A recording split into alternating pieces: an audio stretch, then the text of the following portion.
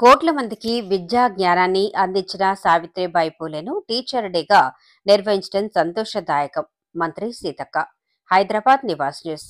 కోట్లాది మందికి విద్యను అందించిన సావిత్రిబాయి పూలేను అధికారికంగా టీచర్స్ డేగా నిర్వహించుకోవడం సంతోషదాయకం. ఈ సందర్భంగా టీచర్లకు, మహిళా టీచర్లకు శుభాకాంక్షలు. గత కొన్ని సంవత్సరాలుగా అధికారికంగా మహిళా టీచర్స్ డేగా నిర్వహించాలని దళిత, బడుగు, బలహీన వర్గాల మహిళలు డిమాండ్ చేశారు. కానీ ఉద్యమాలతో సాధించుకున్న తెలంగాణలో పూలే వంటి ఉద్యమ నాయకులకు గుర్తింపు ఇవ్వలేదు.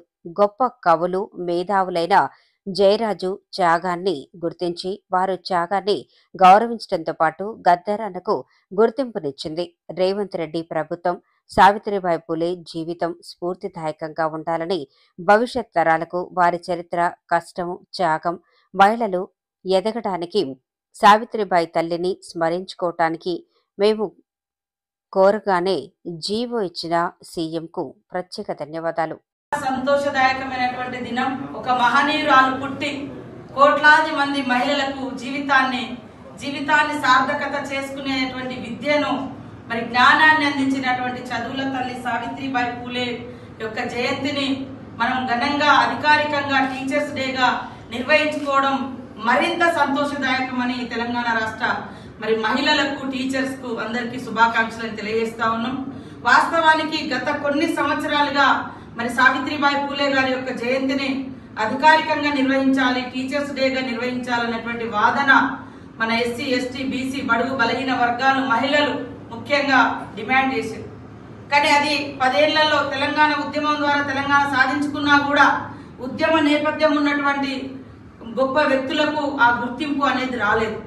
కానీ సీఎం రేవంత్ రెడ్డి గారు, మీరు కూడా చూసిరు, జయరాజన్న లాంటి గొప్ప కవులను, మేధావులను, ఉద్యమ నేపథ్యం ఉన్నటువంటి వాళ్ళ యొక్క త్యాగాన్ని గుర్తించి వాళ్ళను గౌరవించడంతో పాటు వాళ్ళకి ఎప్పుడు కూడా ఒక పురస్కారాలు, గద్దరన్న లాంటి మహనీయులకు కూడా ఇవాళ దోపిడీని ప్రశ్నించినటువంటి మహానేతలకు గుర్తింపునిస్తున్నటువంటి ప్రభుత్వం సీఎం రేవంత్ రెడ్డి గారి ప్రభుత్వం.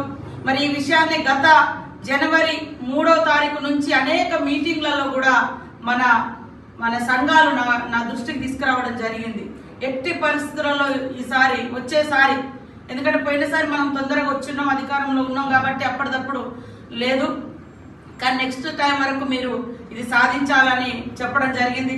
దానికి తోడు మరి అద్దంకి దయాకర్ అన్న కానీ, మేము కానీ, తను మరి మన రమేష్ గారు, వీరు వారందరూ కూడా మొన్న మళ్ళీ మరొకసారి తీసుకురావడం జరిగింది. తెల్లారి మేము మరి సీఎం గారికి నూతన సంవత్సర శుభాకాంక్షలు తెలియజేస్తూ వారిని ఒకటే కోరిక చెప్పడం జరిగింది. ఇది మహిళలకు మరింత బూస్టింగ్ ఇచ్చి, అంటే